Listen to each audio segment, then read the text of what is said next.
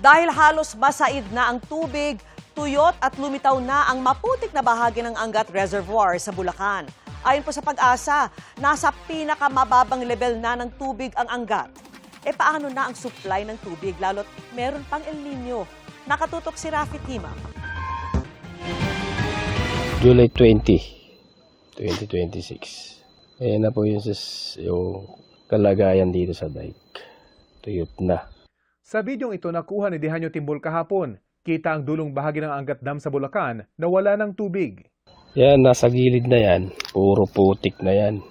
Nakatira lang malapit sa reservoir si Timbol kaya pansin daw niya kung gaano nakababa ang level ng tubig dito. Sa bahagi ng reservoir na meron pang tubig, kapansin-pansinaan niyang lumitaw na ang maputik na bahagi nito, nangangahulugang said na halos ang tubig sa lawa. Bumabar daw ng putik, ibig sabihin, bababaw ng bababaw yan. Hanggang sa matuyuan kapag walang bagyong dumating. Ngayon ko lang po naranasan yung ganitong bumaba ang dam. Dati hindi po ganito yung dam.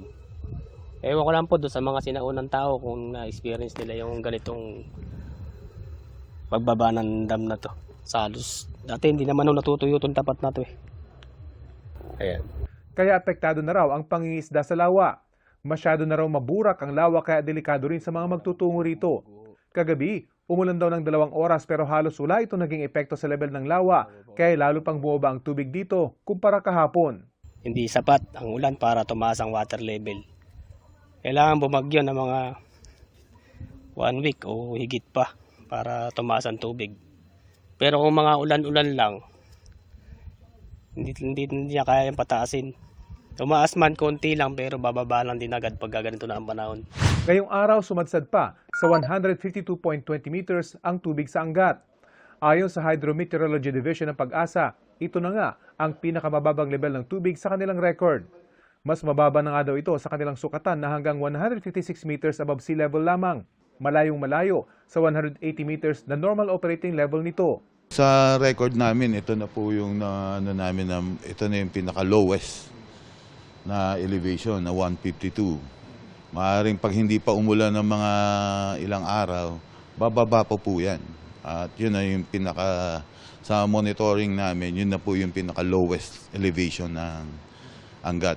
Sang-ayon ng Pag-asa, kailangan maging tuloy-tuloy ang ulan sa lugar para madagdagan ang tubig sa lawa. Sa ngayon, meron po tayong tinitignan na may low pressure.